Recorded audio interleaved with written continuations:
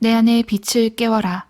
어웨이크닝 TV 구독과 좋아요 부탁드립니다. 케네스 링 박사는 코네티컷 대학의 심리학과 교수로서 임사체험 연구의 세계적 권위자이고 국제임사체험연구협회의 공동 설립자이자 전임 회장을 역임한 분입니다. 그는 이 분야에 대해 활발한 저술 활동을 하였으며 대표적으로 Lessons from the Light와 The Omega 프로젝트가 있습니다. 케네스 링 박사가 2000년에 출연한 이 토크쇼는 Think Aloud 프로그램으로 1986년부터 2002년까지 미국 공영방송인 PBS에 방영된 미국 독립 공공 텔레비전 시리즈입니다. 진행자 제프리 미시러브 박사는 심리학자로 200여 명의 지성인들과 인터뷰하였습니다. 그 중에는 심리학자, 철학자, 과학자, 영성인 등 지구촌 의식 전문가들이 포함되어 있습니다. 제가 생각하는 근사체험의 이야기 중 중요한 측면 중 하나는 많은 주목을 받아야 함에도 그러지 못한 점 중 하나이기도 합니다. 물론 빛의 세계나 유체 이탈이나 같은 점들은 잘 알고 계시겠지만 삶의 회고의 순간에 관련돼서 제가 가장 중요하다고 생각되는 점이 있습니다. 그것은 단순한 삶의 회고가 아니었습니다. 그것은 다시 삶을 사는 것이었습니다. 그리고 그들이 설명하는 것은 이렇습니다. 물론 모든 체험자들이 이런 경험을 하진 않습니다만 완전한 체험을 한 사람들은 이렇게 말합니다. 당신이 했던 모든 행동들과 당신이 생각한 모든 생각들과 당신이 뱉은 모든 말들이 순간 갑자기 이 모든 것이 당신에게 돌아온다는 것입니다. 삶이 그대로 진행되어 펼쳐지고 당신의 행동, 생각, 언습이 다른 이들에게 어떠한 영향을 미치게 되는지 보고 경험하게 된다는 것입니다. 이것을 제대로 설명하기 위해 짧은 예를 말씀드리겠습니다. 자라면서 굉장히 난폭하고 거친 한 친구가 있었습니다. 급한 성격으로 항상 망신을 당하는 일에 휘말리기도 했죠. 그러던 어느 날 그는 그의 트럭을 몰고 자기가 살던 지역의 근교로 운전을 하던 중이었습니다. 운전 중 그는 지나가는 행인을 거의 칠 뻔했고 굉장히 그 행인으로 인해 화가 났습니다. 큰 덩치의 사나이였기에 그와 싸움을 벌였고 그 행인에게 주먹질을 해 기절시켜 쓰러뜨렸습니다. 다시 트럭에 올라타서 운전하고 가버렸죠. 15년 뒤 이 남자는 근사체험을 하게 됩니다. 이상하게도 그는 그의 차사고로 인해 그 경험을 했고 어찌됐건 그는 근사체험을 했고 그 과정에서 그는 삶의 회고를 경험했습니다. 그의 삶의 회고시 그때 일어났던 싸움과 사고가 그대로 펼쳐졌습니다. 많은 이들처럼 그는 이때 이중적 관점을 경험하게 됩니다. 마치 그는 높은 빌딩에서 창문을 통해 밑에서 일어나는 싸움을 보는 것 같았죠. 그가 목격자처럼 그 싸움을 관찰하는 것과 동시에 그는 싸움을 하고 있는 사람이었는데 이번에는 상대방의 역할이었다는 것이었습니다. 그는 이 행인에게 15년 전에 가한 32번의 주먹을 그대로 느꼈고 이제는 자신에게 가한 듯이 그의 이가 부러지고 이에서 흐르는 피와 그 모든 것을 느꼈습니다. 그 사람이 느꼈던 그 모든 고통을 느꼈습니다. 이번에는 완벽한 역할 바꿈이었습니다. 공감적인 이해를 통한 삶의 회고를 경험한 것이지요. 박사님께서 말씀하신 내용의 영향력은 굉장합니다. 그것은 윤리도덕, 신학, 심리학까지 연결될 수 있다고 보여집니다. 저는 눈에는 눈, 이에는 이라는 것이 연상되는군요.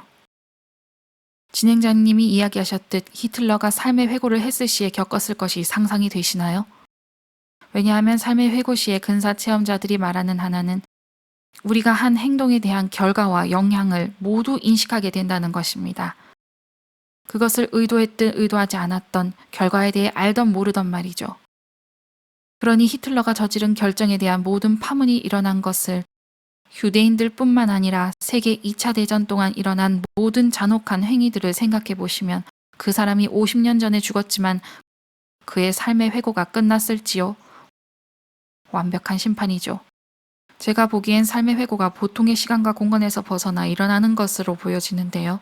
네, 맞습니다. 영원히 지속되지는 않을 것 같은데요. 네, 그렇습니다. 말 그대로 회고가 끝나지 않을 거라는 게 아니고 시험자들이 말한 대로 시간과 공간에서 벗어나 삶의 회고가 일어나지만 과정의 모든 정보를 경험한다는 것이죠. 그리고 무서운 일이 아니라 죄책감을 갖지 않으셨으면 하는데 체험자들이 말하길 이것은 마치 배움의 과정으로 일어납니다. 당신에게 무엇을 보여주기 위해서 일어난다는 겁니다. 히틀러는 아주 극단의 케이스일 것이고 보통의 근사 체험자들에게 이것이 무엇인가 보여주기 위해 일어납니다. 이것은 당신에게 가르치기 위해 일어나고 가르침 자체입니다.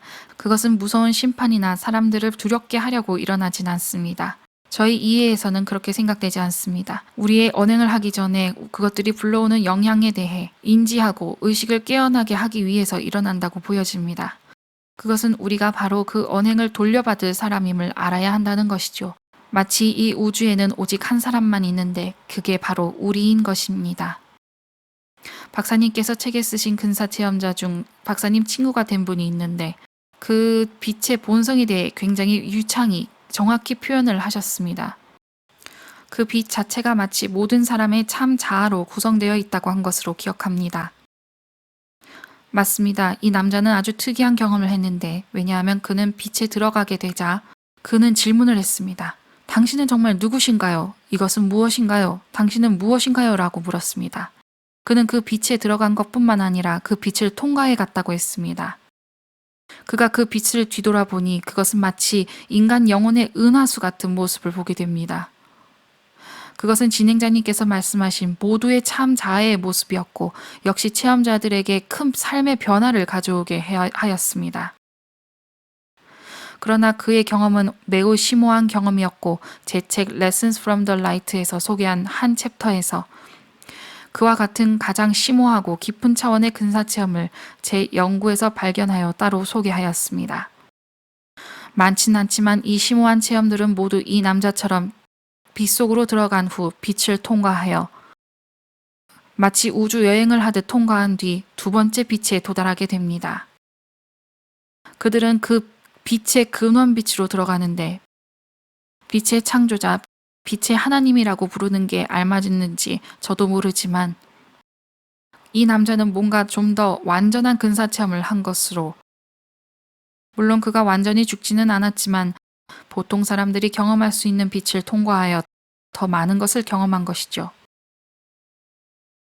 제가 느끼기에는 이 체험자들이 이야기하는 것은 제 영혼은 모든 사람의 영혼과 연결되어 있다는 것과 그리고 공통된 영혼을 함께 소유하고 있다와 우리가 모두 함께 소유하고 있는 그 공통된 신성은 절대적인 신성으로 연결시킨다라고 느껴집니다.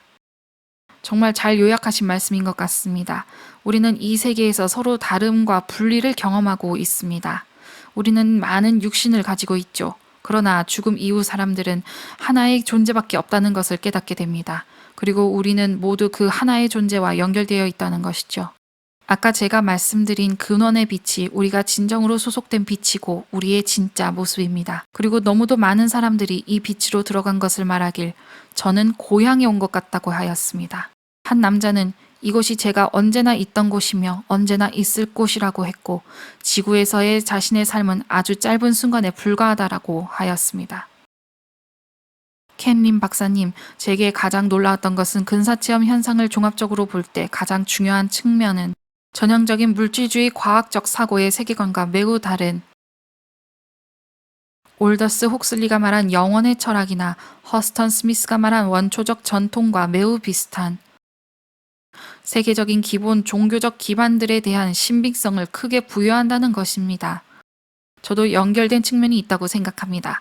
제 연구에서 이 근사체험 현상에 대해 제가 가장 놀라웠던 것은 이 현상을 연구한 사람들 모두 놀라워했던 것인데 근사체험을 경험한 사람들은 그들이 이전에 어떤 세계관을 가지고 있든 종교적이었든 아니든 영적인 관점을 가지고 있었든 아니든 무신론자이든 체험자들은 거의 비슷한 세계관을 갖게 된다는 것입니다.